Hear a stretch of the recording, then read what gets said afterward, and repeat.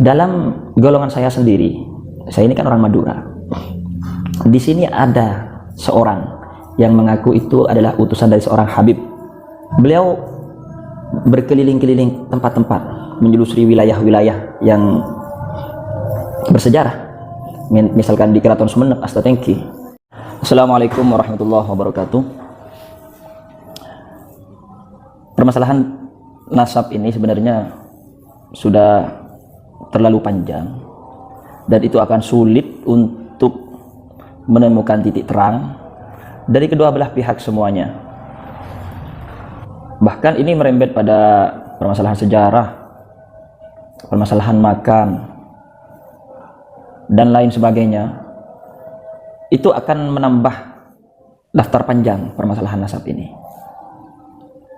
Makanya dalam satu kasus saja yang masih beberapa puluh tahun yang lalu, seperti masalah DNA audit atau permasalahan tentang pahlawan yang masih diperdebatkan statusnya, itu masih belum terselesaikan, dan itu perlu pernyataan dan diskusi dari para pakar sejarah. Nah, ini nambah lagi dengan permasalahan makam dan lain sebagainya. Ini akan membutuhkan energi yang begitu banyak, membutuhkan waktu yang sangat begitu lama dan seterusnya, apalagi untuk sejarah yang sudah ratusan tahun atau ribuan tahun. Sampai permasalahan tes DNA, validitas dan keakuratan tes DNA, semuanya ini perdebatan yang akan membutuhkan waktu yang sangat panjang. Bisa dikatakan memakan banyak waktu dan energi. Ada sebagian kelompok yang sudah bosan, tapi sebagian lain menuntut untuk terus dilanjutkan. Sampai ada komen seperti ini saat ketika saya mengatakan seperti pernyataan saya barusan.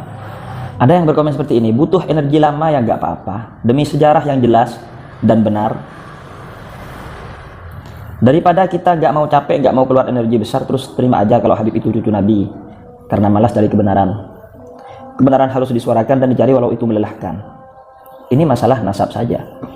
Apalagi terkait dengan sejarah-sejarah makam kerajaan dan seorang tokoh, pahlawan, dan orang-orang yang tercantum dalam sejarah dan lain sebagainya. Sebenarnya itu sudah cukup panjang untuk diperdebatkan. Banyak ya, masalah makam juga sudah ada yang dipalsukan, sudah ada yang dibongkar dan lain semacamnya. Nah, terkait dengan permasalahan-permasalahan tersebut, para habaib yang terkait, yang dituding oleh kelompok-kelompok ini yang memalsukan sejarah, memalsukan makam dan lainnya, itu tidak ada respon. Tidak ada yang merespon. Itu malah bikin tambah mempersulit permasalahan ini.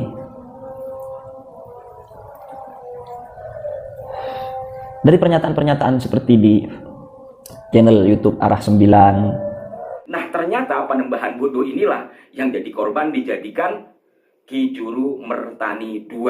Padahal sebagaimana umum diketahui, termasuk yang disampaikan oleh Raden Rashid edisi yang lalu, bahwa Ki Juru Mertani itu ya hanya satu yang makamnya ada di Kota Gede pada Jungkup ke-7. Saya ulangi lagi, pelakunya sama, yakni Habib Hussein. Saya cukup respect kepada seorang yang menyampaikan di channel ini ya. Itu dengan tutur kata yang lembut dan ramah mengatakan untuk diperjelas, minta klarifikasi permasalahan makam-makam yang ada di mana-mana itu yang dipermasalahkan. Seperti di KBN Nusantara juga dibahas oleh Gusmar. Syadziliyah dari Habib Lutfi. Di sini ada begini, ada tulisan pembacaan tawasul Fatihah ke guru yang wa khususon ila hadrati Syekhihi Al-Qutbi As-Sayyidi Abdul Malik bin Ilyas bin Yahya. Kalau Mbah Malik yang dimaksud gurunya Habib Lutfi yang di sini di Purwokerto, di Gedung Baru, mestinya adalah Mbah Malik atau Abdul Malik bin Ilyas bin Pangeran bin Ali Dipawongso. bin Ali Dipawongso. Bin Ah, Diponegoro. oke. Kiai Syarif di Padasuka, semuanya membahas tentang masalah ini.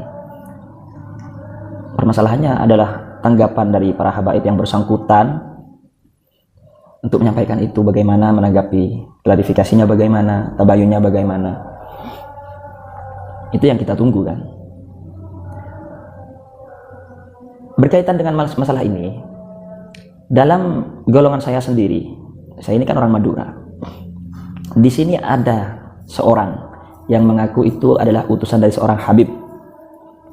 Beberapa bulan yang lalu, sudah agak lama. Mungkin permasalahan nasab masih belum begitu mencuat seperti akhir-akhir ini waktu itu.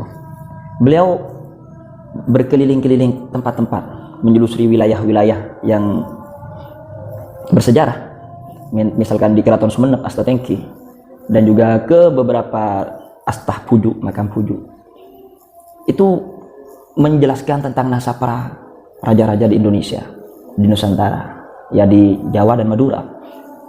Dan itu beliau adalah utusan dari seorang Habib, mencari makam-makam tokoh-tokoh di Madura yang katanya bernisbat kepada seorang Habib tertentu, marga tertentu. Orang tersebut katakanlah cakap dalam permasalahan nasab. Ketika bertemu dengan tokoh-tokoh di tempat yang saya orang ini banyak kenal, ya masih family dan kerabat dengan saya sendiri, itu diutus oleh tokoh habaib untuk mencari sosok sejarah di Madura yang berkaitan dengan para habaib ini. Jadi mungkin hal itu juga yang terjadi pada beberapa makam-makam yang dipermasalahkan, mungkin. Jadi itu menurut saya bisa saja itu tidak mengada-ngada atau hanya sangkaan atau hanya berupa lewat mimpi atau dari perbuatan tidak bertanggung jawab. Karena mungkin itu dengan keilmuan yang dimiliki orang tersebut, yang diutus oleh seorang Habib, dan menurut pengetahuan mereka dengan data yang mereka miliki, menelusuri makam-makam bersejarah di Madura. Nah, itu yang saya ketahui tentang beberapa hal kecil terkait dengan masalah ini. Sekilas. Jadi kita tunggu saja responnya bagaimana terkait hal ini.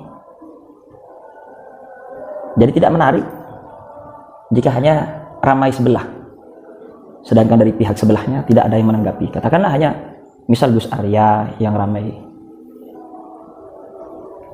tanggapannya juga hanya menantang untuk membuktikan, bukan memberi tanggapan, bukan memberi klarifikasi. Jadi entah bagaimana menurut Anda, apakah ini akan menemukan titik terang? Menurut saya itu akan sulit, sangat sulit. Tapi terkait dengan nasab, itu sudah tidak relevan tuh terus digaungkan permasalahan nasab itu. Tapi untuk permasalahan sejarah mungkin bisa dibedah bersama-sama. Tinggal hanya menunggu koreksi, menunggu tanggapan, klarifikasi dari pihak para habaib. Ya, demikian kurang lebihnya saya mohon maaf. Wassalamualaikum warahmatullahi wabarakatuh.